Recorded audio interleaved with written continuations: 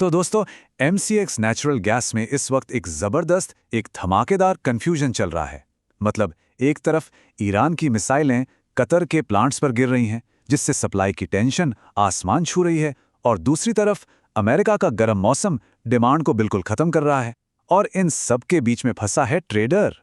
बाजार एक ऐसी जगह पर खड़ा है जहां कोई एक खबर प्राइस को रॉकेट बना सकती है, तो वहीं दूसरी खबर उसी दिन उसे जमीन पर भी ला सकती है। तो आज हम इसी गुत्थी को सुलझाने वाले हैं। हम डेटा और फैक्ट्स के साथ मिलकर ये समझने की कोशिश करेंगे कि बाजार में जो ये दो बड़ी ताकतों की जंग चल रही है ना, उसमें आखिर किसका पड़ला भारी है। क्या जियोपॉलिटिकल टेंशन जीतेगी और कीमतें आसमान छुएंगी, या फिर ये कमजोर फंडामेंटल्स इसे नीचे खींचकर ले आएंगे। चलिए इस पूरे मार्केट स्ट्रक्चर को डिकोड करते हैं। जैसा कि हम यहां देख सकते हैं, बाजार बिल्कुल साफ साफ दो खेमों में बटा हुआ है। एक तरफ हैं जियोपॉलिटिकल बुल्स, जो ये मानकर चल रहे हैं कि ग्लोबल सप्लाई में जो कमी आई है और जो तनाव बढ़ रहा है, उसकी वजह से कीमतें सिर्फ और सिर्फ ऊपर जाएंगी। और दूसरी तरफ है वेदर और डेटा बेस, जिनका मानना है कि अमेरिका में कमजोर मांग और बढ़ती हुई इन्वेंट्री कीमतों पर बहुत भारी दबाव बनाएगी। इन्हीं दो ताकतों की रस्साकशी इस वक्त बाजार में चल रही है। ठीक है, तो चलिए पहले बुल्स के पक्ष को थोड़ा गहराई से समझते हैं। आखिर वो कौन से बड़े ग्लोबल फैक्टर्स हैं जो कीमतों को ऊपर की तरफ धकेलने का दम रखते हैं? दोस्तों, ये इस वक्त का सबसे बड़ा, सबसे अहम बुलिश फैक्टर है। कतर की जो सबसे बड़ी LNG यानी लिक्विफाइड नेचुरल गैस फैसिलिटी है, उस पर हमले के बाद कतर एनर्जी ने अपने पूरे आउटपुट पर फोर्स मेजर डिक्लेयर कर दिया है। अब इसका सीधा सा मतलब यह है कि वो कानूनी तौर पर अपने सप्लाई कॉन्ट्रैक्ट्स को पूरा करने के लिए अब बाध्य नहीं है।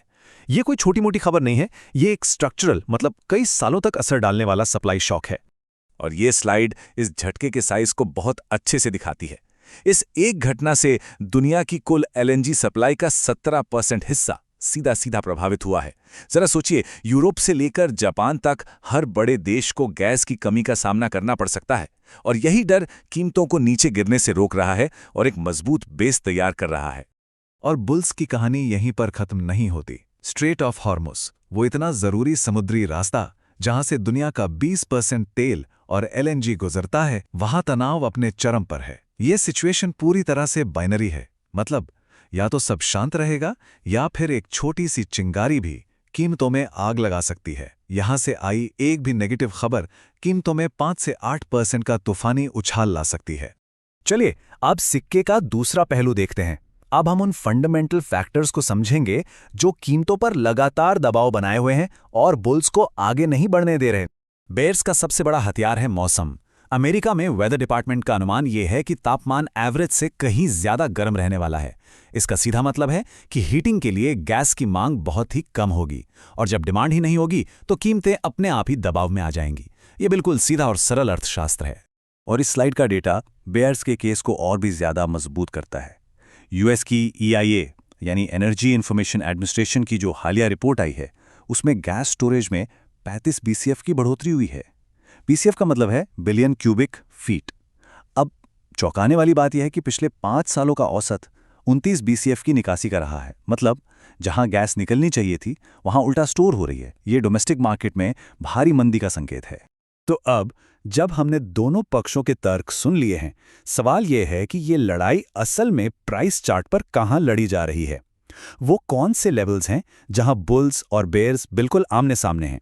चलिए इस युद्ध क्षेत्र की मैपिंग करते हैं। तो ये है हमारा बैटल मैप। 296 से 300 का जोन एक बहुत मजबूत रेजिस्टेंस या कहें तो सप्लाई जोन है। ये वो सीलिंग है जिसे तोड़ना बुल्स के लिए मुश्किल है। वहीं 285 से 288 का जोन एक मजबूत सपोर्ट या डिमांड जोन है, जो कीमतों के लिए एक फ्लोर, एक मजबूत फर्श का काम कर रहा है। और इन दोनों के बीच 291 से 297 का एरिया नो ट्रेड जोन है, जहां बुल्स और बेयर्स के बीच असली खींचतान चल रही है और बाजार साइडवेज है। अगर हम टेक्निकल इंडिकेटर्स को देखें तो डेथ क्रॉस, जहां छोटी अवधि की मूविंग एवरेज लंबी अवधि की मूविंग एवरेज को नीचे की ओर काटती है, वो मंदी का संकेत दे रहा है। MACD जो मोमेंटम दिखाता है वो भी नेगेटिव है, लेकिन RSI यानी रिलेटिव स्ट्रेंथ इंडेक्स जो ओवरबॉट या ओवरसोल्ड स्थिति बताता है, वो न्यूट्रल जोन में है। इसका मतलब है कि बाजार में अभी किसी भी तरफ कोई मजबूत मोमेंटम नहीं है, और ये अनिर्णय की स्थिति को ही कंफर्म कर रहा है। ऑप्शन चेन का डेटा भी इसी कहानी को कंफर्म कर रहा है। 300 रुपए के कॉल पर सबसे ज्यादा ओपन इंटरेस्ट यानी OI बना हुआ है, जिसका मतलब है कि कॉल राइटर्स यहां एक मजबूत दीवार बनाकर बैठे हैं। दूसरी तरफ 280 रुपए के पुट पर सबसे ज्यादा OI है, जो एक ठोस फ्लोर का काम कर रहा है। यानी ऑप्शन राइटर्स भी बाजार को इसी बड़े दायरे में ही देख रहे हैं। अब आगे अगर देखें तो ये हफ्ता बहुत एक्शन वाला हो सकता है। सोमवार को बाजार अमेरिकी बाजार यानी NMX की क्लोजिंग पर रिएक्ट करेगा। बुधवार को एक्सपायरी के कारण रोलओवर का दबाव देखने को मिलेगा। और सबसे बड़ा दिन होगा गुरुवार, जब कॉन्ट्रैक्ट की एक्सपायरी और EIA का नया स्टोरेज डेटा दोनों एक साथ आएंगे। यही वो दिन हो सकता है जो इस साइडवेज मार्केट का गतिरोध तोड़ेगा। तो इस पूरी एनालिसिस से हमें क्या समझना चाहिए?